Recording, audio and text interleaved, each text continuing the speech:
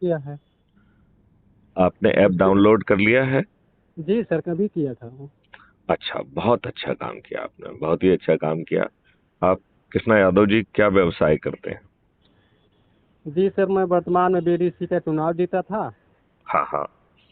उसी दिन, जिस दिन चुनाव की काउंटिंग, उसी दिन हमारी बेबी एक्सपायर हो गई। एक बेटा है 5 साल का। हाँ हाँ।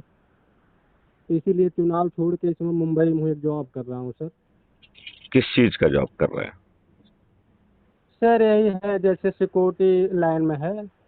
मतलब एक थे यहाँ पे सर जी, तो बुलाए तो उनकी सिक्योरिटी चलती है, तो यही गार्ड की ड्यूटी व्यूटी लगाते हैं। सुपरवाइजर है गार्ड की, सुपरवाइजर सिक्योरिटी है। तो पर्सनल सिक्योरिटी है छोटी सी, जी क्योंकि सर। इसकी सिक्योरिटी कंपनी है?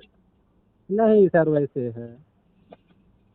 अच्छा। इस- इसीलिए घर से चले आए थे सर, क्योंकि बेटा है, पढ़ाई लिखाई का खर्च उसको देखना पड़ता है। ठीक बात है, ठीक बात है, ठीक बात है। जिम्मेवारियां होती हैं, खुद की भी, परिवार की भी। तो आपने क्राइम फ्री भारत को कितना समझा है? समझा सर, कोई ज़्यादा तो नहीं समझ पाया हूँ। आप अपने शब्दों में बताएं कि क्या समझा आपने। समझा है, बहुत अच्छी चीज़ है। इससे इस समाज का भी विकास हो सकता है, समाज में सुधार भी हो सकता है। हाँ हाँ। ये केवल हो सकता नहीं है, इसमें हर बात सर्टेनिटी के साथ कही जा रही है। जी सर। सर्टेनिटी का मतलब है होगा। जी। इसमें 21 लक्ष्यों के साथ आपका और आपके बच्चों का भविष्य बदल जाएगा। जी सर। और सबसे बड़ा जो आज की समस्या है वो ये है कि हम विद्वान ये बात समझ ही नहीं पाए कि हमारे नेताओं ने हमको मूर्ख बनाया है। जी सर। ये ये मूल बात क्या समझ में आई है कि हमारे नेताओं ने हमें धोखा दिया है, हमारे साथ षड्यंत्र किया है। जो हम जानते हैं वो सब झूठ है। जी। ये बात क्या समझ में आई है? जी सर, बिल्कुल समझ में आई है। मैं इसको समझता भी हूँ।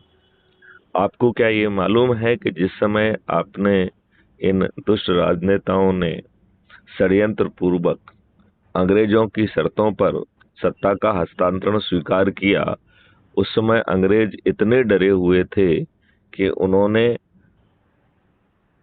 भारत को छोड़ने का ऑलरेडी प्लान बनाया हुआ था। और प्लान बनाने वाला कोई छोटा मोटा व्यक्ति नहीं था, वो था क्लॉड आचिनलेक, जी। जो कि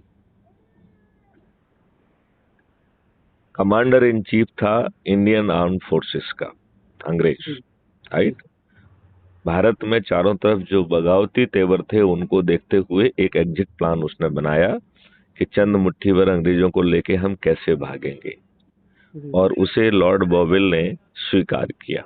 जी। इस देश को झूठ बताया गया कि देश को डिवाइड करने का जो निर्णय है वो वर्किंग कमेटी ने लिया था। जी। ये शुद्ध झूठ है। जी। सत्य ये है कि जवाहरलाल नेहरू को शिमला बुलाया गया जी। और उनके सामने भारत के विभाजन का एग्रीमेंट रख दिया गया। जी। और जवाहरलाल नेहरू ने कहा कि भाई मैं कैसे इसमें साइन कर सकता हूं, अभी तो ये वर्किंग कमेटी में इसमें चर्चा ही नहीं हुई है। जी। तब कुछ आपत्तिजनक फोटो जो है जवाहरलाल नेहरू के सामने फेंके गए कि यदि आपने साइन नहीं किया तो कल इसे पब्लिश हो जाएगा और तुम्हारा भविष्य खत्म हो जाएगा। जी। तब जवाहरलाल नेहरू जी ने चुपचाप उसे उठाकर कृष्ण कुमार यादव जी उस पर हस्ताक्षर कर दिए। जी।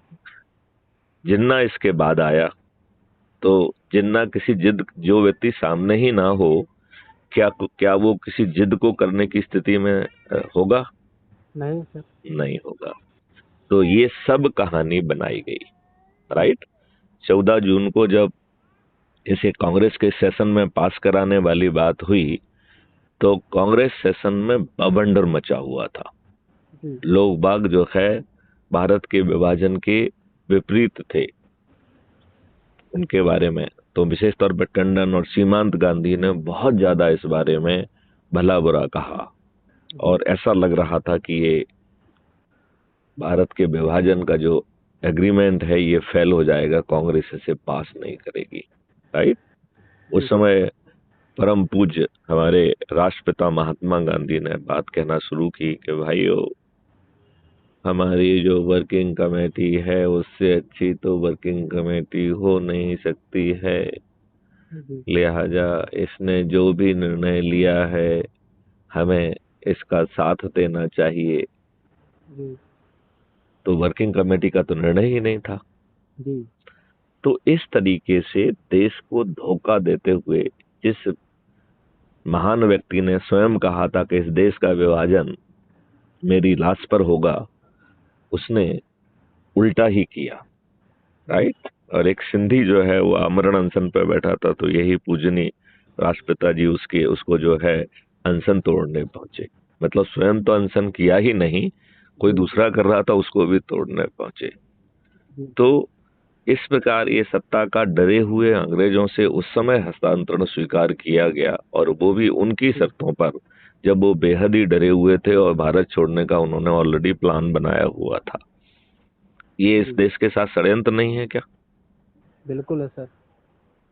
फिर इन्होंने षड्यंत्र पूर्वक देश के विभाजन के समय कोई भी डिप्लॉयमेंट नहीं किया, कोई सावधानी नहीं बरती। तो जब 1946 में डायरेक्ट एक्शन डे के दिनों में हमने ये देख लिया था कि कितनी भयावह जो है हत्याएं हुई, रेप हुए, धर्मांतरण हुआ,